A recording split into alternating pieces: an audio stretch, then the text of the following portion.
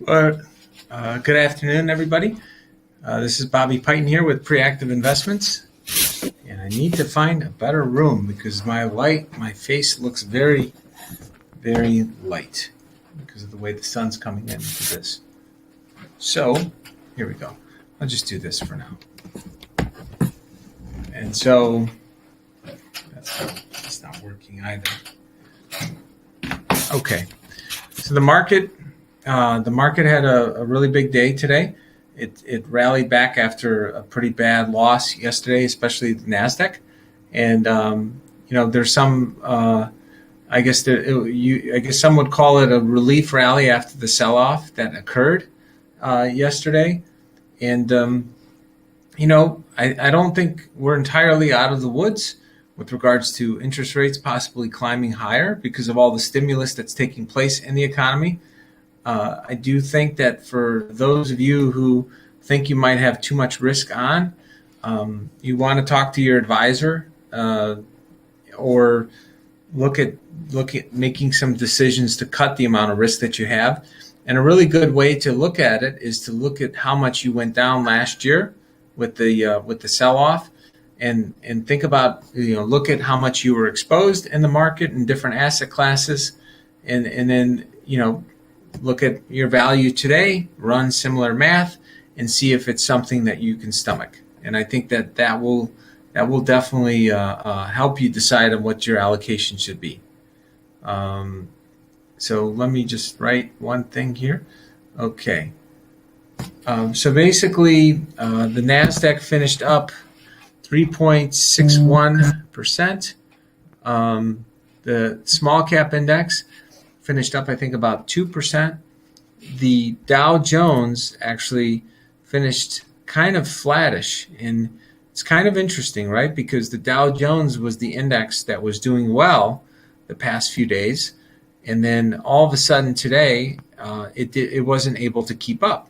So you might be wondering, why is the Dow Jones, the 30 largest companies, why didn't they go up more when the S&P went up 1.4% and the Nasdaq went up 3.7%?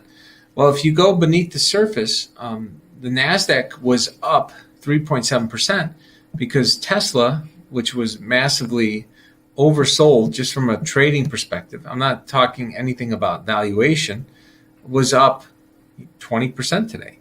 It was literally, it added over $100 billion of market cap. And given its weighting within the Nasdaq, it moved the index up quite a bit just by itself. I wouldn't be surprised, and I didn't take the time to run it, but maybe I can look at it first thing tomorrow morning, because I would have to look at what percentage it is in the index. It might have been responsible for 1% of that entire amount. So, it's pretty alarming that people are swinging around companies with the valuations that they are, that Tesla can shoot up by $100 billion of value, that this company called GameStop can drop to 50 and be right back at 250 a couple weeks later, a month later, after going up from 20 to 450. These are not healthy signs, folks. Regardless of your opinion about Tesla and your opinion about GameStop, when you see the markets start to go haywire, and I say haywire is abnormal vol relative to the size of the companies, you should be somewhat concerned about what can happen. And what I mean by what can happen is if hundreds of billions of dollars, if hundreds of billions of dollars can increase or lose value that fast, what's to stop it from trillions of dollars losing value very fast? And the U.S. stock market is probably worth $45 trillion, thereabouts, probably 42 to 45, at least the companies that I monitor. And so it may not sound like a big deal, but last week the market lost $880 billion, the names that I follow, in a single day. Almost $1 trillion. That's a million millions, right? And, because of something that the Federal Reserve Chairman said that only a week and a half earlier, said he was trying to have happen, which is to have inflation show up. So wage pressure, it doesn't usually just happen and stop. Wage pressure is very real in the economy. This deficit spending is a bit of an issue. At some point, we have to pay the money back, one way or another. So either they're going to debase our currency, they're going to have to raise taxes, or they have to cut services. But some way, that money that's being owed, somebody's going to feel the pain. And I'm not exactly sure who. Maybe they're just going to take the pain. They're going to cause pain to anybody who owns the bonds, and they'll continue to chase people into riskier assets, which is what's been happening for the past year with all the stimulus.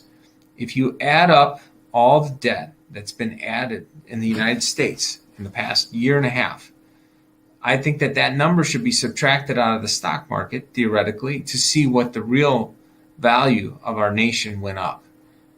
Because, I'll give you a simple example, and this is the way you need to look at it, maybe, consider looking at it for your own financial situation. If you have, $100,000 in the stocks, and you have a $100,000 mortgage, and you have, say you have a bond portfolio of $50,000. Keep it super simple, $250,000, and all of a sudden you go to the bank and you say, "Hey, I want to take out a loan for $50,000," and you want to borrow the money, so they issue a loan, $50,000. So now you have $150,000 out to the bank. You have assets of 100 plus, the 50 plus whatever the equity in your house is. And you take that 50,000 and you throw it in the stocks. And the value of all your stocks in your portfolio moves up 50,000. Now in your mind, you might be like, this is great. I went up by 50%. Like I'm up 50%. Went from 100, it's at 150. But then I say, well, yeah, you went up by 50%, but you owe this other 50 over here. So how much did you really go up? It's just a complete wash. And so right now in the U.S. stock market, there's some people who own debt and own equities that are feeling really good. And I think it's great that people feel good and things are higher. But you have to look at the debt component. At some point, the two have to meet somewhere in the middle. I'm not exactly sure when they're going to meet and how long this thing can go. But I will say one thing, that it does concern me. It makes me a bit nervous. I'm definitely get a little more defensive with times like this. And I can't give specific stock advice, but what I can say is you should examine your risk.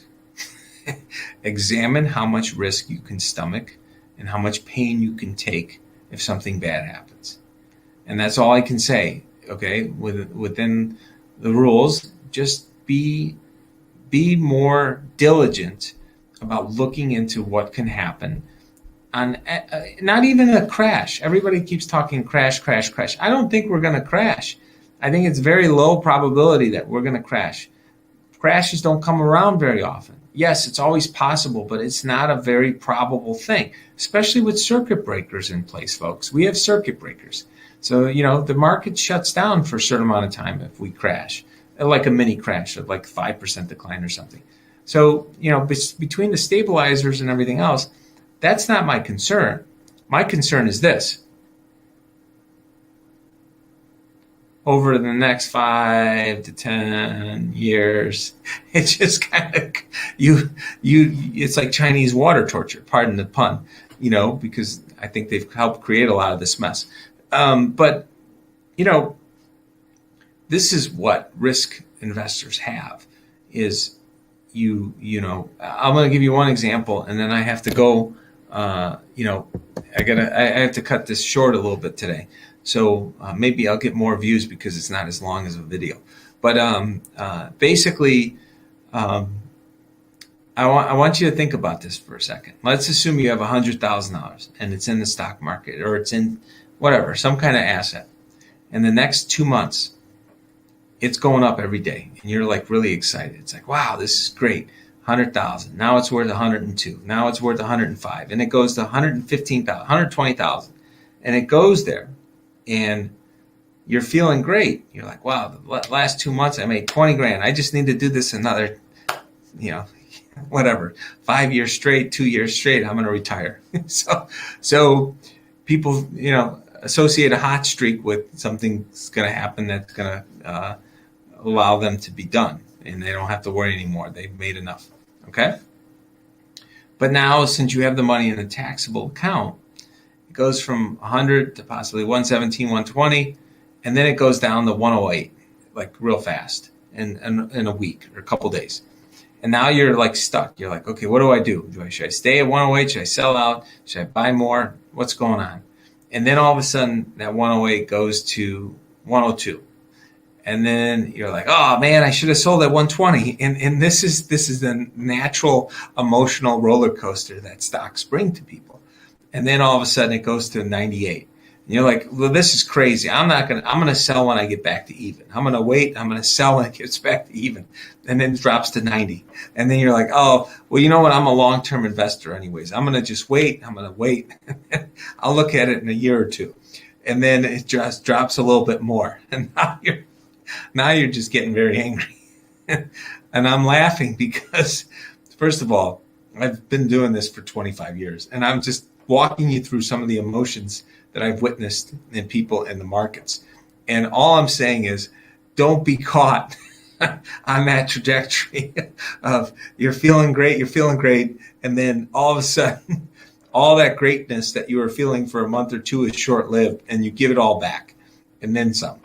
And so be happy, be joyous if things have done really well for you, and look into where you can de-risk. And I think that maybe you'll thank me in a year. Maybe you'll thank me 3 years later, especially if what you sold or how you redid things possibly you got out at a higher price than they were 3 years earlier, which is very possible right now with the way a lot of things are pricing in the U.S. equity markets and bond markets and gold prices. I'm going to leave one last thing and I got to go. A lot of people were buying treasuries because they were scared about just being in cash, and they were worried that they can't make any money in stocks. And last July they did that.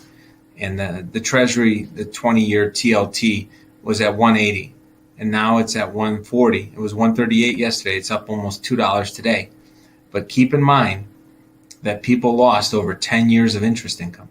So if you did nothing, if you would have just been in cash, you wouldn't have made anything, but you wouldn't have lost 10 years of interest income owning U.S. Treasuries, which are supposedly some of the safest securities in the world. So please keep that in mind, because if it can happen to Treasuries, just imagine what it can do to stocks when that type of move occurs.